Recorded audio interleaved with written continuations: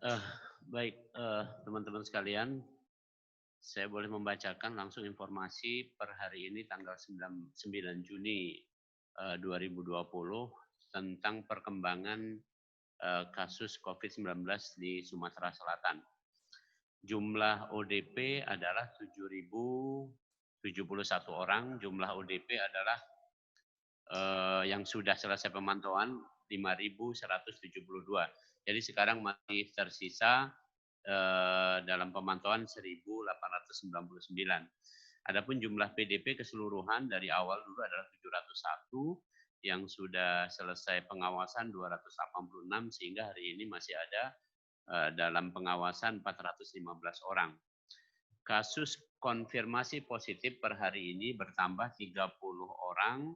Yang terbanyak masih dari Palembang, yaitu 13 orang, kemudian dari Banyuasin 7 orang, dari Pali 2 orang, dari Ogan Ilir 5 orang, dan dari luar wilayah 3 orang.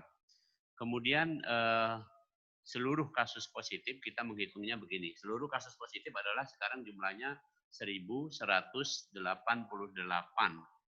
Nah, ini kasus positif seluruhnya ini kita bagi dua. Yang pertama adalah kasus positif yang sudah ditutup atau closed cases. Yang ditutup itu adalah yang meninggal 43 orang, yang sembuh 444 orang. Jadi ini disebut sebagai closed cases, kasus yang sudah ditutup. Yang masih kasus aktif, yang kedua adalah 701 orang. Jadi kalau kita memberitakan yang seperti ini, artinya ada progres bahwa ini kita tidak diam, tapi kita tetap dengan penanganan yang terbaik, yaitu 3 hal yang sudah disampaikan tadi, yaitu tracing, melacak seberapa banyak yang kontak, kemudian testing dengan pemeriksaan masif PCR, dan kemudian adalah treatment dengan penanganan yang tepat, baik untuk yang bergejala maupun yang tanpa gejala. Kemudian kita melihat bahwa ada kabar gembira bahwa jumlah yang sembuh terus meningkat. Tadi berkaitan dengan sudah 4 hari ini hasil tes PCR kita bisa lebih cepat, ya. Jadi tadi disampaikan oleh oleh kepala BBLK bahwa dalam 3 hari ini sudah bisa dikeluarkan hasilnya, sudah divalidasi. Maka kita lihat juga dari sini berdampak pada manajemen treatment, sehingga jumlah yang sembuh sekarang terus meningkat. Harapannya ini akan tetap baik, meskipun kita masih punya tantangan dalam hal ini adalah nilai RT kita. Ya, kalau kita pandang dari segi di Palembang saja itu masih angka 1,2, kira-kira begitu. Artinya apa? Kita harus berusaha lebih kencang lagi supaya ini nanti angkanya di bawah 1. Kalau bisa mungkin di bawah satunya agak jauh, bisa di bawah 0,5. Nah, untuk yang meninggal juga perlu kami informasikan supaya kita juga nanti ada beberapa kemarin kabar yang meninggal ini kan harus dipastikan positif tidaknya. Tapi tadi sudah disampaikan bahwa semua yang status PDP meninggal itu tetap dengan protokol COVID, melihat manfaatnya lebih besar daripada mudaratnya. Nah, oleh karena itu ke depan insya Allah ini akan lebih tepat, akan lebih cepat mudah-mudahan dengan hasil tes artinya yang kritis PDP segera bisa diperiksa dan hasilnya bisa dikeluarkan sebelum misalnya ada kejadian kematian, sehingga nanti kita bisa tutup kasus ini. Kalau memang meninggal dan negatif berarti diselenggarakan biasa, tapi kalau meninggal positif berarti diselenggarakan dengan cara COVID. Ini pun kita berusaha ke arah ini semua. Nah, yang lain mengingatkan terus bahwa tadi signifikan bahwa PSBB evaluasi dari para ahli tadi menyatakan bahwa tingkat kontak kita sebelum PSBB 14 orang. Satu orang berkontak 14 orang. Tapi setelah masa PSBB turun hanya menjadi 6 orang. Ini cukup bagus. Karena bagaimanapun juga makin minimal kontak, makin kemungkinan kecil untuk terjadi infeksi yang baru. Itu satu. Yang kedua tetap tadi juga pemikiran yang positif. Tidak usah gerasa gerusuk, tidak usah ikut dengan hoak berita dan segala macamnya. Yang ketiga adalah tetap menjaga kebersihan dan juga imunitas. Itu harapannya demikian. Demikian kira-kira tentang perjalanan kasus kita di Sumatera Selatan. Kita tetap optimis bisa menjalani kehidupan yang lebih baik di masa yang akan datang. Terima kasih. Terima kasih Prof. Yuwono yang telah menyampaikan beberapa informasi penting dan ada yang juga nanti pertanyaan akan ditambahkan oleh Kepala Dinas untuk jawaban ini. Kami persilakan. Terima kasih. Yang pertanyaan mengenai anggaran, ada yang belum saya jawab itu satu lagi. Apakah anggaran dengan total yang saya sebutkan tadi untuk kesehatan 84 M itu cukup? Tentu saja tidak, karena itu perhitungan kita hanya sampai dengan Juni ini. Dan sekarang kita sudah akan mengajukan penganggaran kembali, itu hanya tahap pertama. Dan kita memang dalam mengadakan barang-barang yang diperlukan, alkes dan sebagainya ini secara bertahap.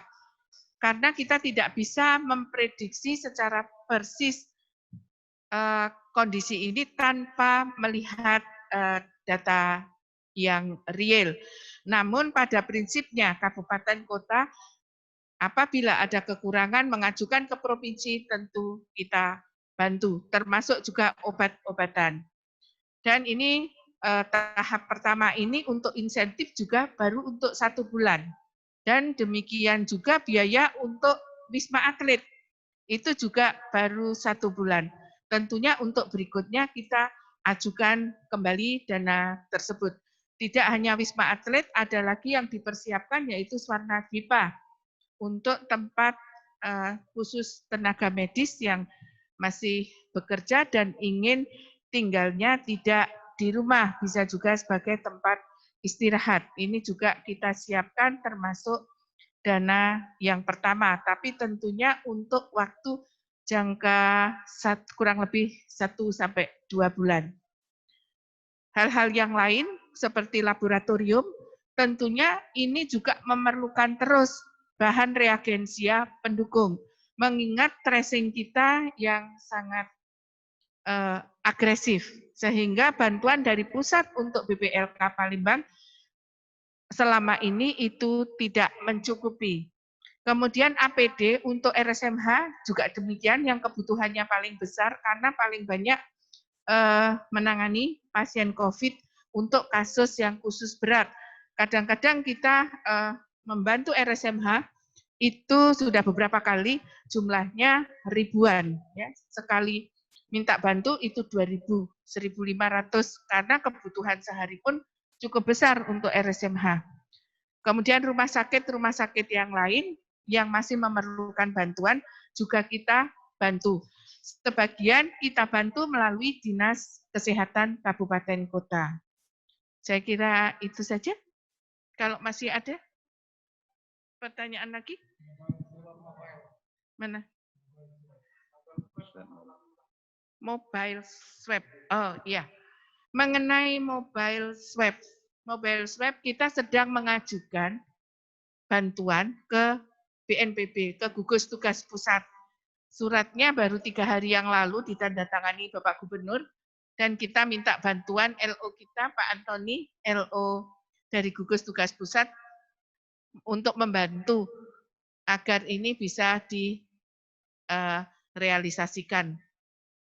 Jadi untuk saat ini mobile lab untuk tes PCR kita belum ada, namun kita sudah berupaya, Pemprov ini, untuk meningkatkan kapasitas pemeriksaan kita dengan meningkatkan kemampuan lab-lab yang memiliki alat TGM untuk bisa melakukan tes PCR. Ini ada di 3 kabupaten kota, yaitu Muara Enim, Lubuk Linggau, dan 1 di Sumsel, di Siti Fatimah. 3 lab ini sudah running, dan kemudian kita juga meminta bantuan dari RSMH yang sudah running juga. Ini bisa membantu melakukan pemeriksaan sampel setidaknya untuk internal dan juga membantu yang lain. Itu kalau untuk RSMH kurang lebih 25 sampel. Kemudian lab Pusri, ini ada Pak Yuwono di sini. Berapa sampel bisa bantu kita, Pak? 48. Ya. Sehari. sehari bisa 48 sampai 200 sampel. Nah, BPLK sendiri karena sekarang sudah tidak menumpuk lagi sampel-sampel ini dengan adanya bantuan PCR dari Pemprov yang baru diterima, itu sekarang satu hari bisa menyelesaikan 550 sampai 800 sampel. Mudah-mudahan penumpukan yang lalu itu segera bisa diselesaikan, sehingga dengan lancarnya hasil pemeriksaan lab ini diharapkan tingkat kesembuhan juga akan lebih cepat tercapai, karena hasil tes swab yang kedua itu sangat dibutuhkan untuk menentukan pasien itu sudah sembuh atau belum. Beberapa waktu yang lalu memang ada keterlambatan, sehingga ini menyebabkan juga overload-nya rumah sakit karena length of stay-nya menjadi lebih panjang. Nah, sekarang sudah tampak sekali hasilnya, tingkat kesembuhan ini meningkat dari hari ke hari. Terima kasih sekali ini untuk Pak Andi beserta jajaran yang luar biasa tentunya menyelesaikan sampel dari kita yang memang sangat besar jumlahnya. Baik, terima kasih Ibu Kepala Dinas, para media, awak pers yang sudah berpartisipasi tadi. Bisa kita simpulkan bahwa pertemuan atau jumpa pers hari ini kita sudah melibatkan pakar kedokteran, ini dari ID, pakar epidemiologi, juga hadir di sini, dan juga dari para pers.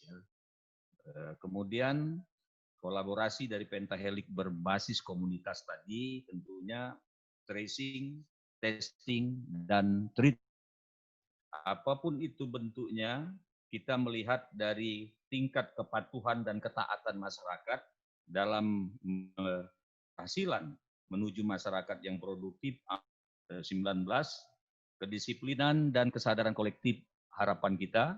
Semoga kita selalu dalam perlindungan dan dari ridho Allah Subhanahu wa Ta'ala menuju Sumatera Selatan menyongsong new normal dalam pendekatan edukasi secara aktif, bagian dari tanggung jawab kita bersama. Jadi akan kita menuju era baru dalam konteks perilaku yang sehat. Ini sudah kita adakan kajiannya. Ini bahan pertimbangan Bapak Gubernur untuk melangkah bersama Bupati Wali Kota ke depan. Saya kira cukup pertemuan kita hari ini. Ya, terima kasih sekali lagi kepada awak media, Dewan Pers, dunia pers yang hadir, para pakar, para ahli yang sudah berpartisipasi untuk menyampaikan ini kepada masyarakat. Harus kita taat, patuh, dan lebih dari itu kita waspada untuk menjaga kesehatan diawali dari basis diri kita sendiri menuju Sumatera Selatan maju untuk semua. Saya kira itu cukup. Saya mohon maaf kalau ada hal kurang berkenan. Saya akhiri wabillahi taufiq wal hidayah. Wassalamualaikum warahmatullahi wabarakatuh.